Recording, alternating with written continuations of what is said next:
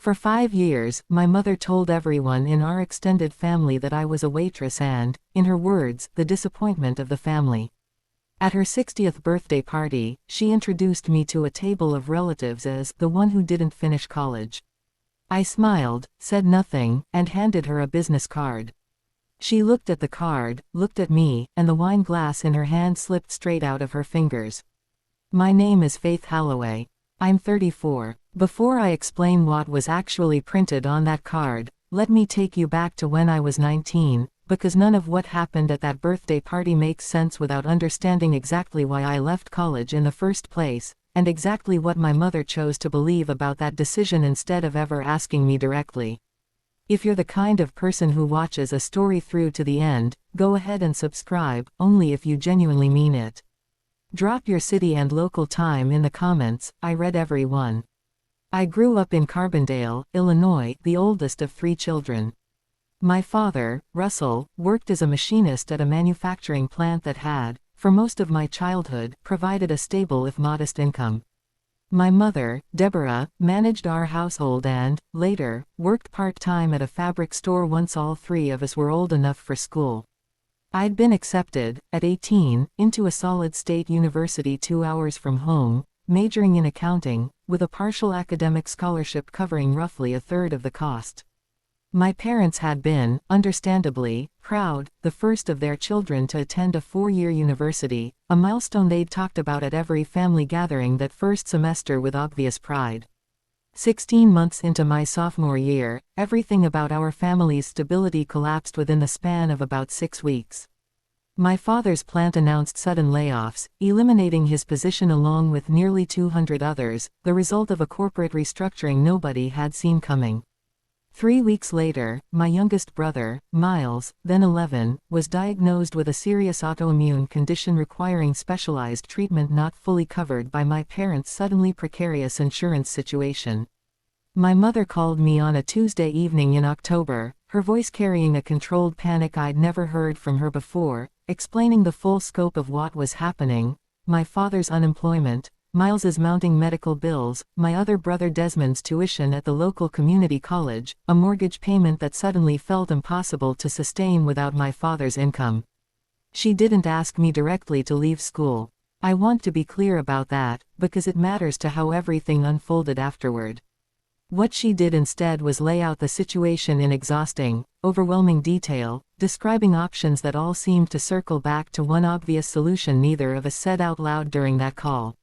I withdrew from the university 2 weeks later, at 19, and moved back to Carbondale. I found work immediately at a diner near the highway, the only job I could get quickly enough to start contributing to household expenses within days rather than weeks. Within 4 months, I was promoted to shift supervisor. Within a year, the diner's owner, a woman named Sylvie who'd taken a genuine interest in my work ethic, offered to help me pursue a hospitality management certification through a local community college program, night classes I could manage around my full shifts. I never told my mother the actual math I did that October, that I'd calculated, quietly, exactly how many months of diner wages would keep Miles's treatment funded, exactly how much of my own scholarship money I'd need to formally return, exactly what returning to school later, once things stabilized, might realistically look like versus what my mother's panic was implying needed to happen immediately. What my mother told the rest of the family, in the months and then years that followed, was a considerably simpler story: that I'd dropped out of college because I couldn't handle the workload, that I'd given up on the opportunity they'd worked so hard to provide, that I was now just waitressing, while my siblings, eventually, both went on to complete their own degrees once the family's financial situation stabilized.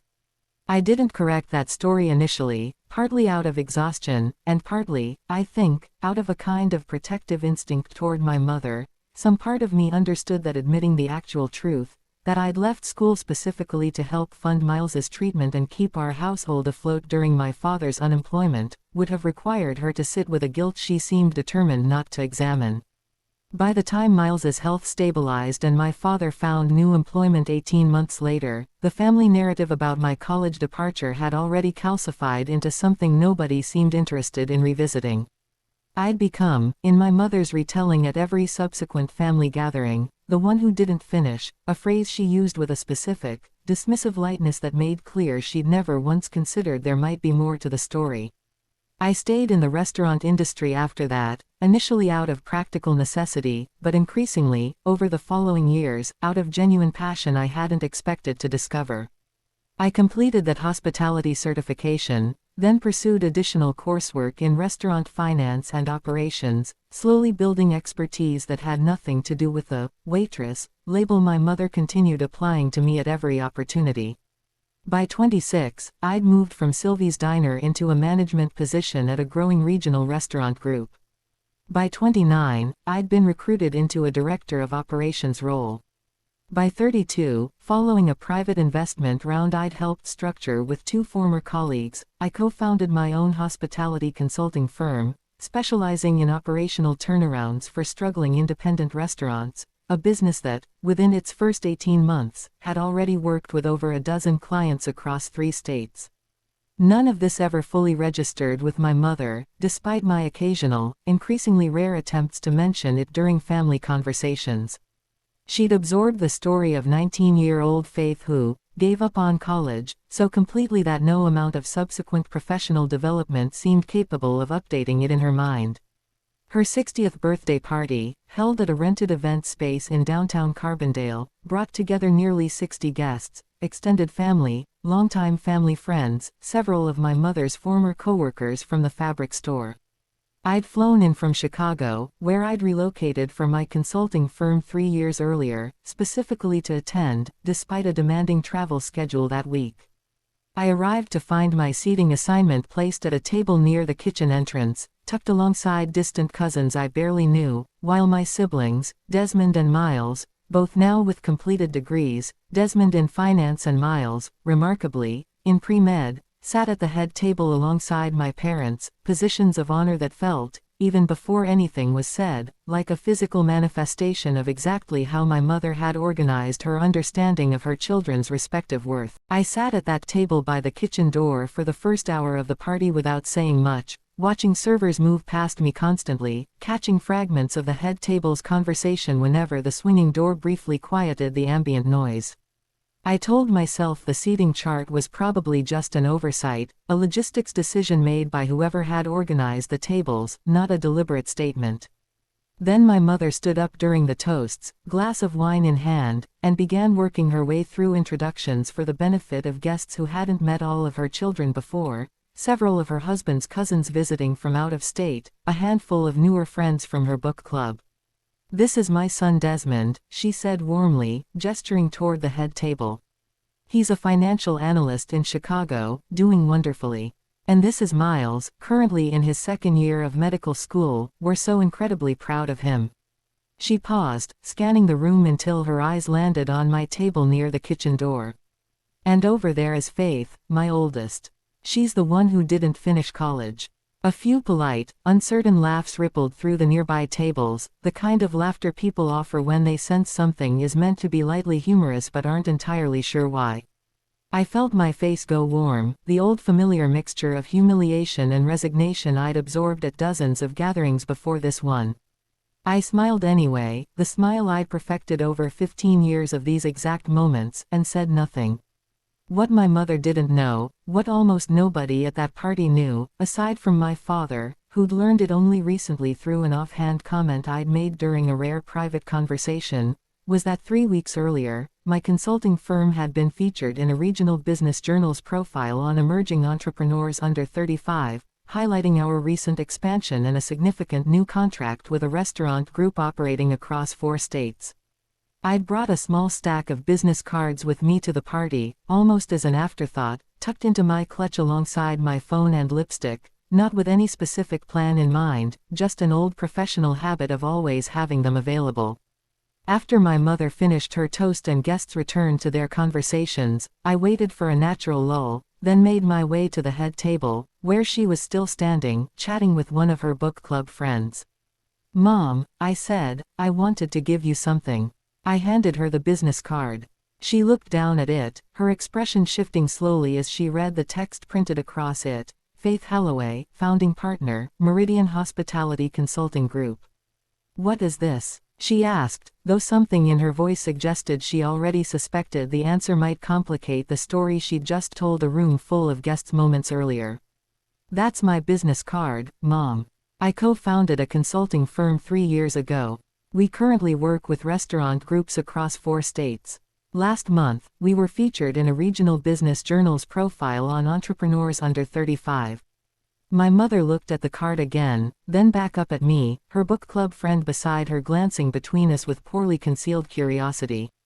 I don't understand, my mother said slowly. You told me you were still. She stopped, seeming to recognize, mid-sentence, that she'd never actually asked me directly what I currently did for work, that she'd simply continued assuming, for years, that waitress remained an accurate description because nothing had ever forced her to update it.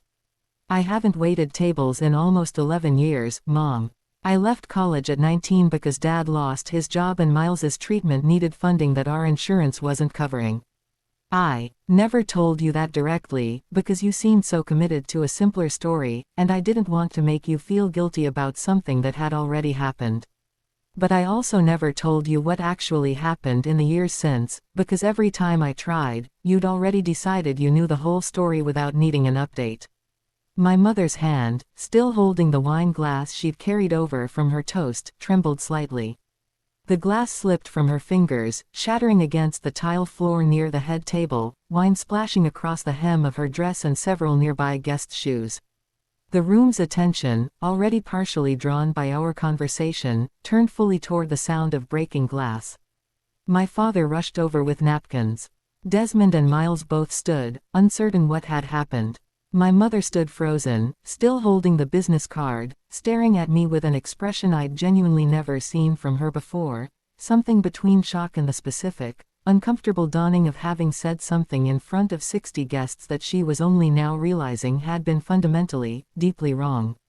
Faith, she said quietly, once the immediate commotion around the broken glass had settled and a server had cleared the area, why didn't you tell me any of this before tonight?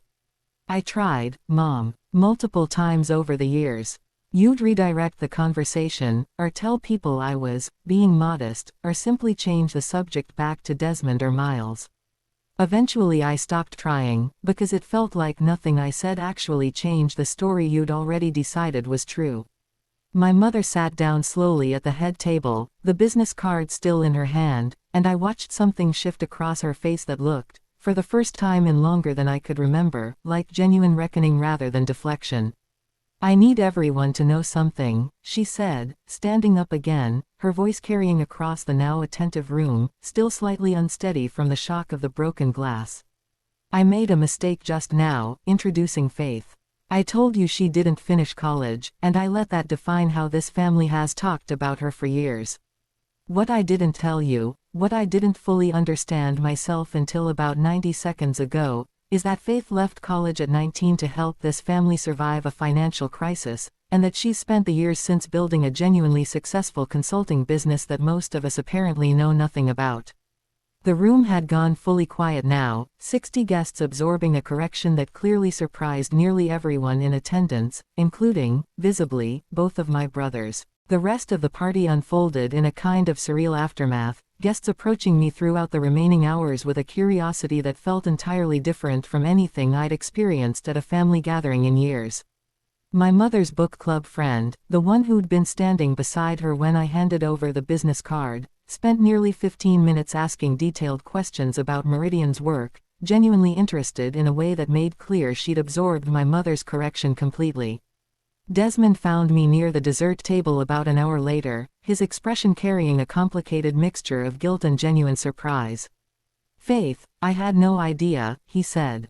I mean, I knew you left school, obviously, but I never really understood why, and I definitely didn't know about the consulting firm. Mom always talked about it like you just gave up, I guess, and I never thought to question that. Why would you have questioned it? I said, not unkindly. You were 15 when I left. You grew up with the story Mom told, the same way everyone else at this party did. I don't blame you for believing it. I blame myself, a little, for not fighting harder to correct it sooner. What made tonight different? Why say something now, after all these years of not correcting it? I thought about that question for a moment, turning it over honestly before answering. I think I finally got tired of protecting Mom from a truth that was never actually shameful in the first place. I left college to help this family survive a crisis. That's not a failure story, Desmond.